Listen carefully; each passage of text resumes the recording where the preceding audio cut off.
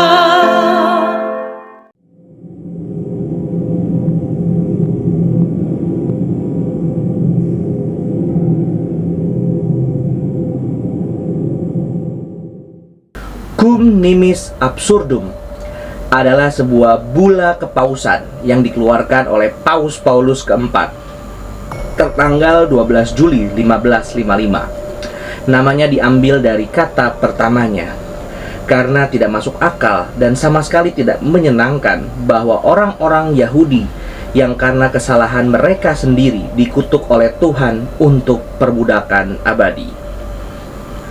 Bagi yang belum tahu bula kepausan, bula adalah dokumen resmi kepausan yang disahkan dengan bula atau meterai. Awalnya bula kepausan selalu menggunakan logam sebagai segelnya. Akan tetapi pada zaman sekarang ini segel logam hanya digunakan untuk bula yang paling agung dan khusus. Bula biasanya dimulai dengan nama paus yang mengeluarkan dan dengan menggunakan frasa Episcopus Servus Servorum Dei dan diakhiri dengan tanggal. Konten bula dapat mencakup topik apapun. Banyak dokumen penting kepausan diterbitkan sebagai bula. Bula umumnya dikutip menggunakan kata-kata pertama dari teks mereka. Cum nimis absurdum mencabut sebuah hak komunitas Yahudi dan menerapkan pembatasan agama dan ekonomi terhadap orang Yahudi di negara yang dikuasai oleh paus atau negara kepausan, memperbarui undang-undang anti-Yahudi dan menjadikan orang Yahudi mengalami berbagai degradasi dan pembatasan kebebasan pribadi mereka. Bula tersebut mendirikan ghetto Romawi dan mewajibkan orang-orang Yahudi di Roma yang telah ada sebagai sebuah komunitas sejak sebelum zaman Kristen dan berjumlah sekitar 2.000 orang pada saat itu untuk tinggal di dalamnya. Ghetto adalah kawasan bertembok dengan 3 gerbang yang dikunci pada malam hari. Orang Yahudi juga dibatasi di satu sinagog per kota. Berdasarkan dokumen tersebut, laki-laki Yahudi diharuskan memakai topi kuning runcing dan perempuan Yahudi diwajibkan memakai syal atau sapu tangan kuning. Orang Yahudi diharuskan menghadiri khotbah wajib Katolik pada hari Sabat. Bula tersebut juga membuat orang-orang Yahudi tunduk pada berbagai pembatasan lain seperti larangan kepemilikan properti dan praktek pengobatan di kalangan umat Kristen. Orang-orang Yahudi hanya diperbolehkan melakukan pekerjaan yang tidak memerlukan keterampilan seperti tukang kain, pedagang beras, pedagang barang bekas, atau penjual ikan. Mereka juga bisa menjadi pawnbrokers, semacam pegadaian.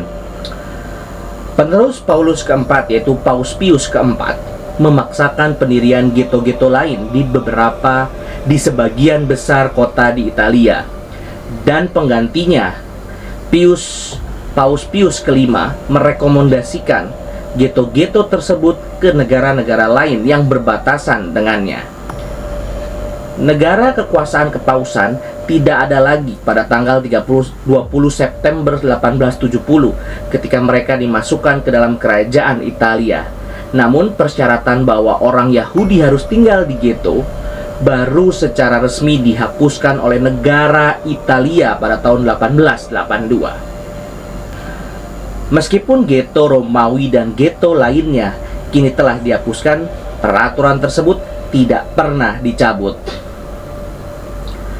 Hukum dan tata cara yang harus diikuti oleh orang-orang Yahudi yang tinggal di Tahta Suci yang ditetapkan oleh uskup Roma, yaitu Paus, hamba dari para hamba Tuhan untuk diingat di masa depan. Bula Kepausan Cum Nimis Absurdum terdiri dari sebuah pembukaan yang diikuti oleh 15 klausa. Dalam pembukaan tersebut, Paus Paulus keempat menceritakan bahwa baru-baru ini menjadi perhatiannya bahwa orang-orang Yahudi yang kesalahannya telah membuat mereka menjadi budak selamanya adalah berperilaku kurang ajar di Roma dan di tempat lain di negara yang dikuasai oleh Paus. Mereka tidak hanya hidup berdampingan dengan umat Kristiani dan dekat dengan gereja mereka, namun mereka bahkan menetap di kawasan yang lebih mulia di tempat mereka tinggal, membeli dan memiliki real estate, mempekerjakan perawat, pembantu rumah tangga, dan pembantu-pembantu lainnya yang beragama Kristen, dan melakukan banyak perbuatan tercela lainnya yang menghina agama Kristen. Karena agama Katolik menoleransi orang-orang Yahudi sebagai kesaksian terhadap iman Kristen yang sejati, sehingga dengan dipimpin oleh kesalehan dan kebaikan Paus, mereka pada akhirnya akan menyadari kesalahan-kesalahan mereka dan berpindah agama. Sampai kemudian mereka menyadari hal itu karena mereka telah dijadikan sebagai umat Yahudi, para budak. Sementara orang-orang Kristen telah dibebaskan melalui Yesus Kristus adalah suatu kejahatan jika orang-orang Kristen harus melayani mereka yaitulah Yahudi. Oleh karena itu, untuk membuat ketentuan-ketentuan tersebut sedapat mungkin masuk akal, Paus menetapkan langkah-langkah khusus yang dirancang untuk memperbaiki situasi dalam 15 klausul bulanya. Yang pertama, menginginkan pertama-tama semampu kami dengan pertolongan Tuhan untuk memberikan manfaat dengan keputusan kami ini yang akan berlaku selamanya. Kami tetapkan untuk selama-lamanya di kota serta di negara-negara bagian lain, teritori dan wilayah kekuasaan gereja Roma sendiri. Semua orang Yahudi harus tinggal di satu tempat yang hanya ada satu pintu masuk dan hanya ada satu jalan keluar. Dan jika tidak ada kapasitas, maka seperempatnya dalam 2 atau 3 atau berapapun banyaknya mungkin cukup. Dalam hal apapun mereka harus tinggal berdampingan di jalan-jalan yang telah ditentukan dan benar-benar terpisah dari tempat tinggal umat Kristen. Ini harus ditegakkan oleh otoritas kami di kota dan oleh perwakilan kami di negara bagian, wilayah, dan negara lain, domain yang disebutkan di atas. Yang kedua, lebih jauh lagi, di setiap negara bagian, teritori, dan domain di mana mereka tinggal, mereka hanya akan memiliki satu sinagog di lokasi adatnya, dan mereka tidak akan membangun sinagog baru lainnya, dan mereka juga tidak boleh memiliki gedung. Selain itu, semua sinagog mereka kecuali yang diizinkan harus dihancurkan dan dirobohkan. Dan harta benda yang mereka miliki saat ini harus mereka jual kepada orang-orang Kristen dalam jangka waktu yang ditentukan oleh hakim sendiri. Ketiga, selain itu, sehubungan dalam hal bahwa orang-orang Yahudi harus dapat dikenali dimanapun untuk tujuan ini, Laki-laki harus memakai topi, perempuan tentu saja beberapa tanda lain yang jelas berwarna kuning yang tidak boleh disembunyikan atau ditutupi dengan cara apapun, dan harus ditempel erat atau dijahit. Dan lebih jauh lagi, mereka tidak dapat dibebaskan atau dibebaskan dari kewajiban mengenakan topi atau lambang lain semacam ini sejauh apapun dan dengan dalil apapun, terlepas dari pangkat atau kedudukan mereka atau kemampuan mereka untuk menoleransi kesulitan ini, baik dengan cara bendahara gereja, klerikus pengadilan apostolik, atau atasannya, atau utusan tahta suci, atau bawahan langsungnya. 4. Selain itu, mereka juga tidak boleh memiliki perawat atau pembantu rumah tangga atau pembantu rumah tangga Kristen lainnya, atau layanan dari wanita Kristen dalam mengasuh atau memberi makan anak-anak mereka. Kelima, mereka tidak boleh bekerja atau melakukan pekerjaan pada hari Minggu atau hari raya umum lainnya yang dinyatakan oleh gereja. Lalu keenam, mereka juga tidak boleh memberatkan umat Kristen dengan cara apapun atau menyebarkan perjanjian palsu. Ketujuh, dan mereka tidak boleh bermain, makan, atau bergaul dengan orang-orang Kristen dengan cara apapun. 8. Dan mereka tidak boleh menggunakan selain kata-kata Latin atau Italia dalam buku rekening jangka pendek yang mereka simpan pada orang-orang Kristen. Dan jika mereka harus menggunakannya, catatan-catatan tersebut tidak akan mengikat orang-orang Kristen dalam proses hukum. 9. Terlebih lagi, orang-orang Yahudi ini dibatasi pada perdagangan pemetikan kain atau senin sari, seperti yang dikatakan dalam bahasa sehari-hari, dan mereka tidak boleh berdagang biji-bijian, jelai, atau komoditas lain apapun yang penting bagi kesejahteraan manusia. 10. Dan mereka yang berprofesi sebagai dokter, meskipun dipanggil dan ditanya, tidak dapat menghadiri atau mengambil bagian dalam perawatan orang Kristen. 11. Dan mereka tidak boleh disebut sebagai atasan bahkan oleh orang-orang Kristen yang miskin. 12. Dan mereka harus menutup seluruh rekening pinjaman mereka setiap 30 hari. Jika kurang dari 30 hari berlalu, maka hari-hari itu tidak dihitung sebagai 1 bulan penuh, melainkan hanya sebagai jumlah hari yang sebenarnya. Dan lebih jauh lagi, mereka akan menghentikan perhitungan pada jumlah hari tersebut dan bukan untuk jangka waktu 1 bulan penuh. Selain itu, mereka dilarang menjual barang-barang yang dijadikan sebagai jaminan sementara atas uang mereka, kecuali barang-barang tersebut dijaminkan 18 bulan penuh sebelum hari jaminan tersebut akan hangus. Setelah lewat bulan-bulan tersebut, jika orang Yahudi telah menjual uang jaminan semacam itu, mereka harus menyerahkan seluruh uang yang melebihi pokok pinjaman kepada pemilik agunan.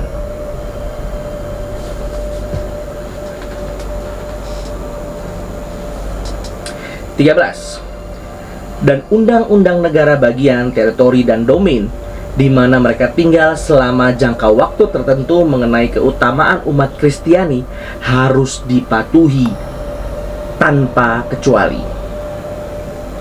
14. Dan jika mereka dengan cara apapun tidak melakukan hal-hal tersebut di atas, hal tersebut akan dianggap sebagai kejahatan di Roma oleh kami atau oleh klerus kami atau oleh orang lain yang diberi wewenang oleh kami, dan di negara bagian, teritori, dan domain yang disebutkan di atas.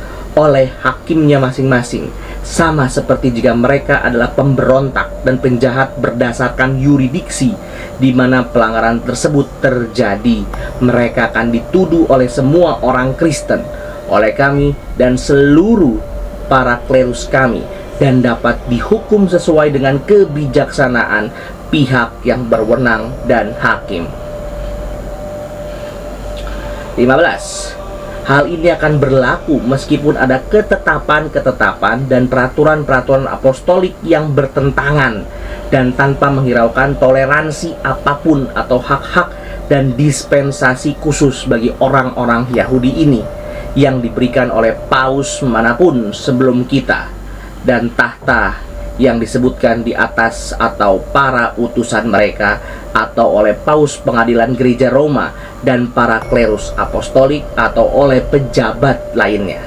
Tidak peduli arti dan bentuknya, dan dengan apapun, bahkan dengan pengurangan berkurang kali, dan dengan subklausa lain yang sah secara hukum, dan penghapusan dan lain keputusan, bahkan yang motu proprio, yang dari pengetahuan tertentu dan telah berulang kali disetujui dan diperbarui. Dengan dokumen ini, meskipun alih-alih cukup menguranginya, mengenai mereka dan seluruh maknanya khusus, tersurat dan individual, bahkan kata demi kata, terlebih lagi tidak melalui bagian-bagian umum bahkan penting, penyebutan atau apapun lainnya, ekspresi lebih disukai atau bentuk indah apapun yang harus dipertahankan hal-hal penting tersebut. Dan jika kata demi kata tanpa ada yang dihapus akan dimasukkan ke dalamnya dalam bentuk asli dalam dokumen ini, dengan menyatakan bahwa alih-alih diungkapkan secara memadai hal-hal tersebut, hal-hal yang akan tetap berlaku sepenuhnya hanya dengan perubahan ini, kami secara khusus dan tegas menguranginya, serta hal-hal lain yang mungkin bertentangan dengan hal-hal tersebut. Dinyatakan di Saint Markus, Roma pada tahun 1555, tahun inkarnasi Tuhan kita, satu hari sebelum Ides bulan Juli, 14 Juli pada tahun pertama kepausan kita, 1555. Pada tanggal 12 Juli 1555, Paus Paulus IV mengeluarkan bulannya Cum Nimis Absurdum, yang dengan tanpa belas kasihan memberlakukan kembali semua perundang-undangan gerejawi yang bersifat reskriptif yang sampai sekarang hanya ditegakkan sebentar-bentar terhadap orang Yahudi. Hal ini mengawali periode Ghetto di Roma dan terus mengatur kehidupan kaum Yahudi Romawi selama lebih dari 300 tahun. Penggerebekan sesekali dilakukan pada akhir abad ke-18 di ghetto tersebut untuk memastikan bahwa orang-orang Yahudi tidak memiliki buku-buku terlarang, yaitu literatur apapun selain Alkitab, liturgi, dan kode-kode ritual yang telah dihapuskan dengan hati-hati. Setiap hari Sabtu, anggota masyarakat terpilih dipaksa pergi ke gereja tetangga untuk mendengarkan khotbah dakwah menghadapi tantangan dari hinaan masyarakat. Dalam berbagai selingan yang reaksioner, topi kuning Yahudi harus dikenakan bahkan di dalam ghetto. Video ini saya buat untuk kita dapat belajar. Beberapa orang ada yang secara mudah menunjuk secara mudah kesalahan orang tanpa mengaca kepada diri sendiri. Bagi kami orang Reform, siapapun bisa melakukan kesalahan. Nabi, rasul, paus, para tokoh reformator, bapak-bapak gereja, bahkan pendeta sekalipun. Melalui video ini kita bisa melihat bagaimana kejahatan yang dilakukan oleh gereja Katolik. Dalam hal ini adalah Paus Paulus keempat dalam keputusan yang dikeluarkan yang mengandung unsur antisemit. Sekali lagi, saya percaya siapapun bisa terjatuh dalam kesalahan serupa, termasuk para tokoh reformator. Tidak perlu kita saling menunjuk kesalahan orang tanpa mengaca diri sendiri. Dan bagi saya, seorang Reform, amat tepatlah bila satu-satunya jalan adalah kembali kepada Alkitab sebagai penentu satu-satunya akan kebenaran. Ecclesia Reformata Semper Reformanda. Terima kasih, Tuhan Yesus memberkati. Puji Allah, puji Allah, puji Allah Tritunggal. Mulia-mulia bagi Allah, pemberi kurnia keselamatan.